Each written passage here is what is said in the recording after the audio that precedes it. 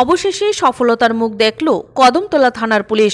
দীর্ঘদিন ধরে রাজ্যের সংবাদ মাধ্যম থেকে শুরু করে বিভিন্ন জায়গায় কদমতলা থানার পুলিশের পরিপ্রেক্ষিতে নানান প্রকারের ঘটনাগুলো ভেসে আসছিল। এবার পুলিশের সাঁড়াশি অভিযানের পরিপ্রেক্ষিতে ইয়াবাহা ট্যাবলেট সহ দুজনকে গ্রেফতার করা গেছে।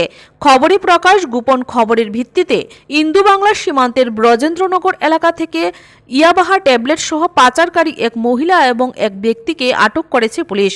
সংশ্লিষ্ট ঘটনার খবর পেয়ে বুধবার রাত 8:30 নাগাদ কদমতলা থানার ওসি জয়ন্ত দেবনাথ দলবল নিয়ে ব্রজেন্দ্রনগর এলাকার ট্রাই জংশনে উৎপেতে বসে থাকেন। এমন সময় অপর দিক থেকে আসা গোপন নাথ নামের এক ব্যক্তি TR058296 নম্বরের বাইক আরোহীকে আটক করে তল্লাশি চালিয়ে বাইকে থাকা ইয়াবাহা ট্যাবলেটের প্যাকেট জব্দ করা হয়। পরবর্তী সময়ে সেখান থেকে 5502 ইয়াবাহা ট্যাবলেট উদ্ধার করা হয় বলে পুলিশ দাবি করেছেন, যার আনুমানিক বাজার মূল্য প্রায় 27.5 লক্ষ টাকা। গোটা বিষয় নিয়ে উত্তর ত্রিপুরা জেলার পুলিশ সুপার ভানুপদ চক্রবর্তী দাবি করেছেন, আগামী দিনেও পুলিশের এই প্রকারের অভিযান অব্যাহত থাকবে। এর পাশাপাশি এখানে আরও জানাতে হবে, যাকে ধরা হয়েছে তার নাম গোপাল নাথ। পরবর্তী সময়ে গোপালকে জেরা করে তার সাথে জড়িত আরতি দাস নামের এক মহিলাকেও পুলিশ আটক করেছে।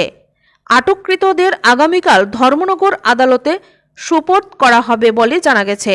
এখানে উল্লেখ করা প্রয়োজন, একসময় বর্তমান সরকার যেভাবে নেশামুক্ত রাজ্য গঠনের স্লোগান তুলেছিল, তার নিরিখে একটা সময় রাজ্যবাসী আশা প্রকাশ করেছিল হয়তোবা গোটা রাজ্য থেকে নেশা বিদায় হবে।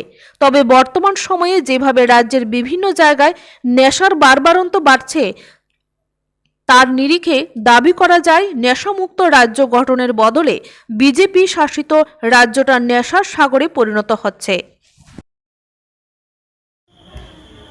ঘটনাটা ঘটেছে Brajendranagar under Kadamtala PS. Quantity হলো 5502টা ইয়াবা ট্যাবলেট। দুইজন মানুষকে অ্যারেস্ট করা হয়েছে।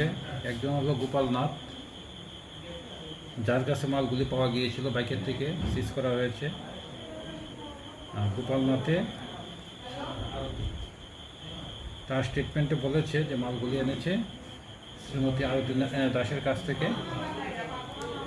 আরতি দাসকেও অ্যারেস্ট করা হয়েছে। ওদের বাড়ি কোথায়?